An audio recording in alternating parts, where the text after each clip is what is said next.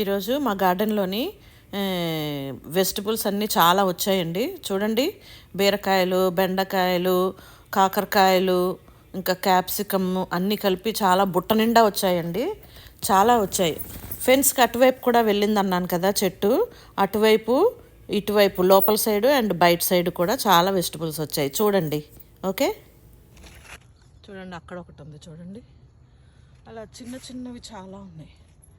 అయ్యో, ఇక్కడ కాకరకాయలు పండిపోయి ఉన్నాయి. చూద్దాం ఎక్కడున్న కాకరకాయలు ఉన్నాయేమో. ఓకే,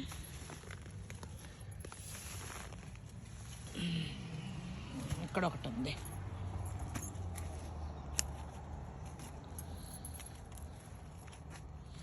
ఇక్కడ ఒకటి ఉంది, కొద్దాం.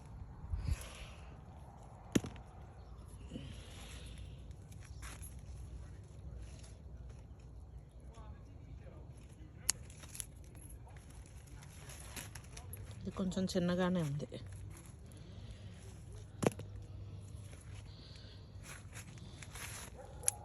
ఇక్కడ ఒకటి ఉంది.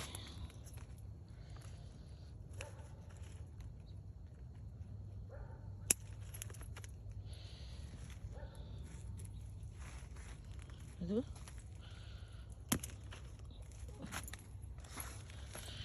ఇది బుట్టలోకి వెళ్ళనంటుంది. ఇట్లా చిన్న కాయలు చాలా ఉన్నాయండి. అదంతాను ఇదిగో అక్కడ చాలా కాయలు. చిక్కుడు కూడా పువ్వులు పెట్టుకొని వచ్చింది.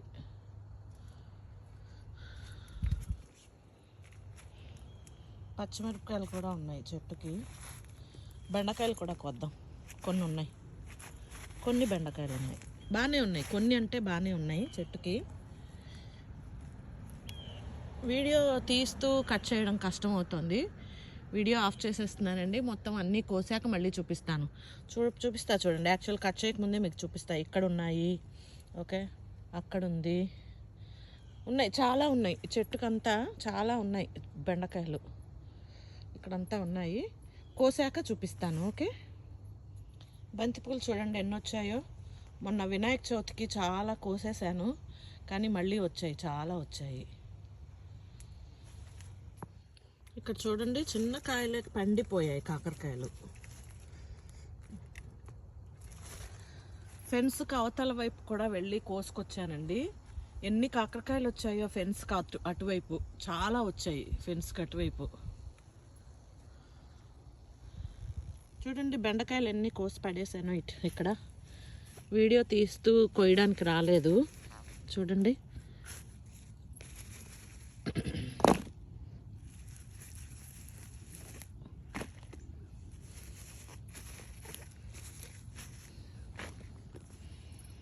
కాకరకాయలు చూడండి. ఇటువైపు ఇవి కట్ చేసినవి మా ఇంటి సైడ్ ఈ 3 వచ్చాయి. అండ్ ఫెన్స్కి అటువైపు చూడండి.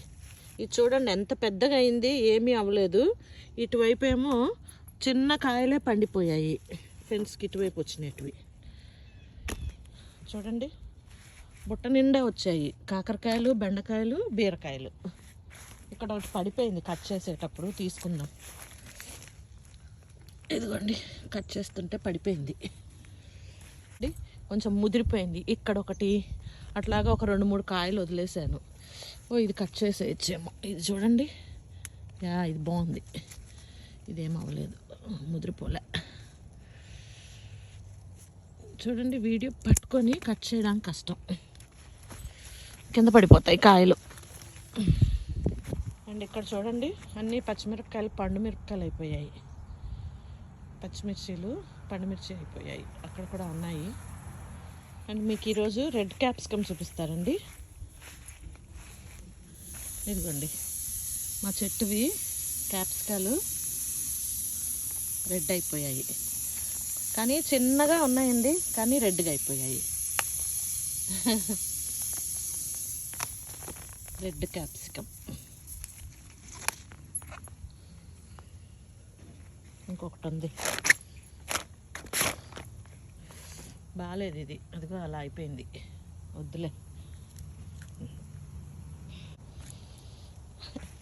అన్నీ పండుగ అయిపోయాయి.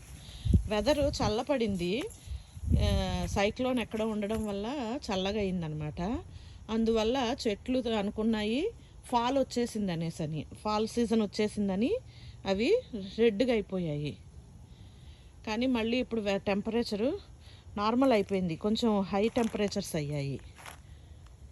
చూడండి, కొన్ని గ్రీన్గా ఉన్నాయి, కొన్ని ఏమో పండుగ అయిపోయాయి.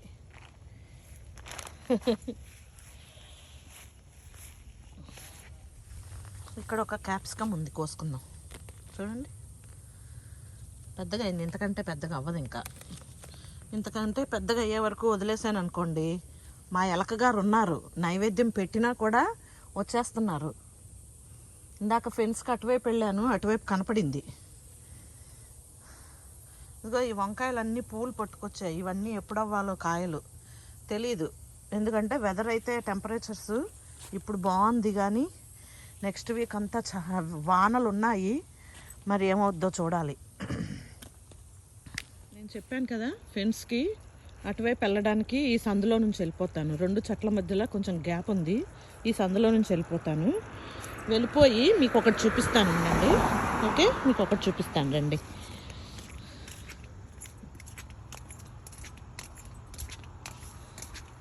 చూడండి, ఇది బీరపాదు.